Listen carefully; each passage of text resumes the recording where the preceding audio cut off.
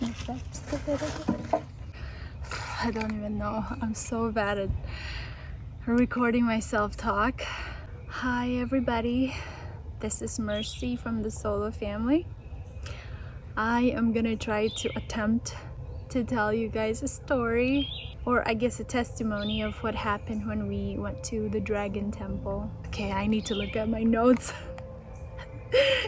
I'm just here by myself, but I'm like so nervous. As soon as we booked this trip to Thailand, the first thing I did immediately was go on YouTube, places to go in Bangkok. And most of the places that was on the list of things to do in Bangkok was like temples and temples after another. And one of the temples that really stood out to me was this Dragon Temple. As I was scrolling through the photos and the videos, they look beautiful and I was drawn, you know, I was like, wow, we should check out this place. But at the same time, there was a voice in my head that said to me, you don't belong there. You don't belong there. Why are you drawn to it? Why do you even want to go? That's not where you belong. So I just kind of ignore that voice and put it in the back of my head. When we finally got there in Bangkok, on day 2, we finally decided to go to the Dragon Temple, and we hired a taxi. It was quite a bit of a drive, and we got to the temple, and I was again in shock because I was like, I can't believe this is real, you know, like it's not just the picture. And I'm not usually excited to check out temples, but this one I was. So we got ready, got out of the car and started walking towards the temple. Those who were there at the temple, they were so nice, they were so friendly, waving hi to our kids. All the ladies were talking to me in Thai, and I felt so bad that I couldn't speak back to them, and I'm just like waving hi, you know.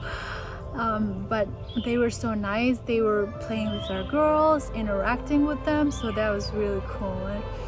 And we got closer and closer to the temple, and then we started seeing a lot of statues, like a lot of small ones, big ones, dragons, all kinds of dragons, all kinds of Buddha, a laying down one, a standing up one, sitting one. Usually Amelia is not easily freaked out, and she is very adventurous. She kept on saying like, I'm so scared, I don't like this place.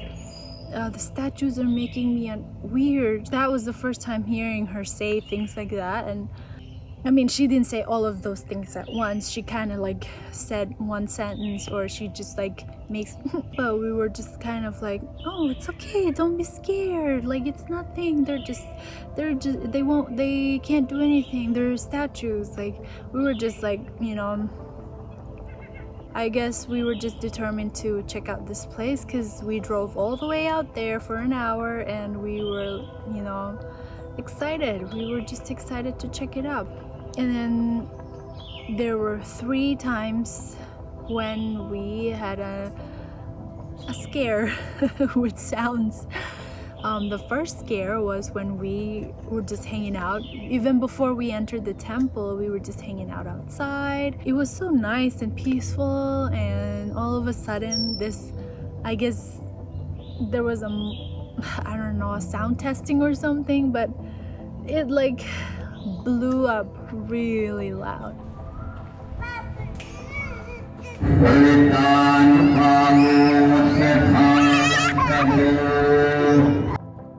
It's just a temple. It's a temple.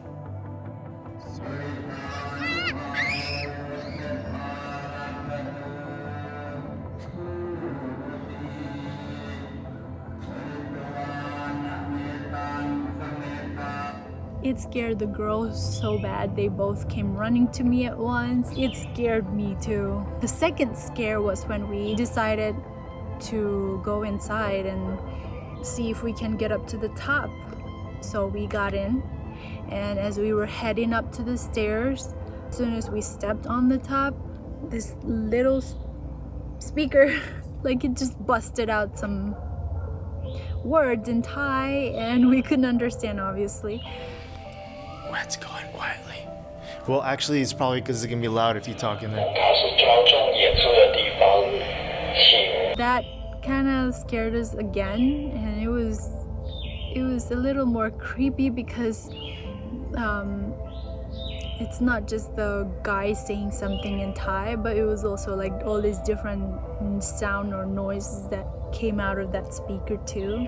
And the third scare, which was like the main, I guess, is after we took that first flight of stairs, we got into the dragon's belly or inside the dragon. We didn't even walk 1 meter away, and Emil was like, "Mom, I don't like this, I'm scared, I don't want to go." And then Dre and I were still kind of like, "It's okay, don't be scared." We were still determined, even at that point, like to go, you know. Amelia was just done. She was not even moving a foot anymore. And that's when the third alarm rang. You scared?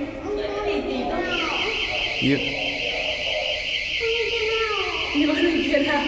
Amelia's not comfortable.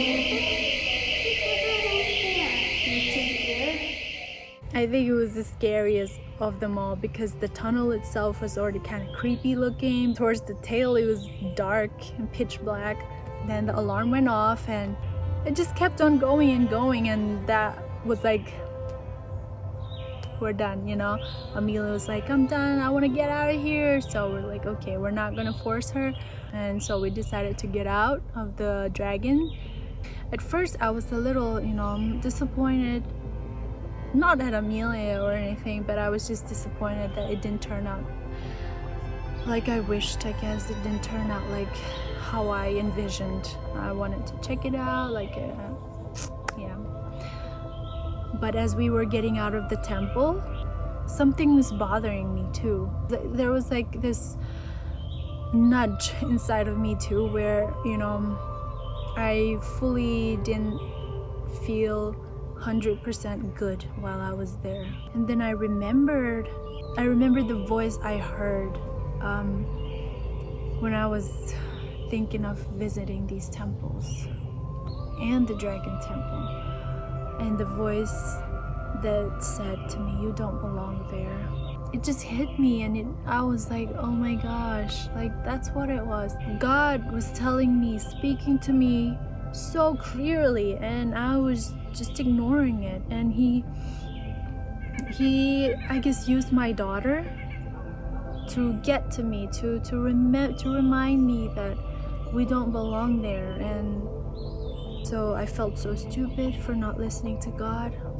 I felt ashamed of myself for not paying attention to the voice, the Holy Spirit's guidance. And as the child of God, there are places that you shouldn't go, and this was the place that I shouldn't go. But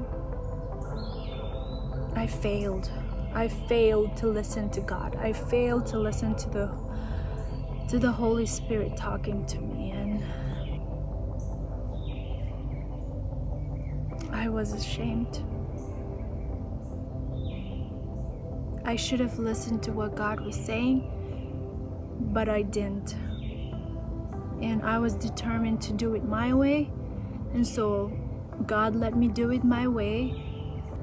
You know, sometimes God lets things happen so we learn our lesson. Yeah, that was me basically. I'm so saddened that I didn't listen to God. But I'm so thankful that my daughter listened to what God said to her. I knew, like I explained from the beginning, that she was uncomfortable. And she stood strong while I didn't. So children are so pure, so innocent. They shouldn't be taken lightly with what they say, what they do. They are honest, they're truthful. Children are a blessing. I've learned so much from them. That day I experienced God is a jealous God. Like, Like, he doesn't want his children to go to these temples where people don't worship the true God, the true living God. And I can see how God doesn't want us to have anything to do with all these other gods. He wants us to keep our eyes on the one true living God. So that experience for me was real, and it's a spiritual battle every day. This world, our lives, it's spiritual battle. So we need to stand up and fight. Don't take God and his voice and his words lightly, because when we hear God's voice, when we pray to him, or even just talking to him and he talks back to us, we need to listen to him. By listening to him, he is happy. His name is glorified. It might seem like a silly story, but this was a testimony that I've been wanting to share. Thank you for listening. Thank you for watching our videos. Thank you to all who subscribe to our channel. And we want to make more videos, not just of our fun or travel or just random videos, but it's a channel where we want to share our faith and we want to share about God and his love. Dear family and friends, I pray, I hope that you will listen to God, and when he speaks to you, you listen to him. Thank you for watching. May God bless you. May God keep you safe. Have a wonderful week. Bye. See you in the next video. Whew.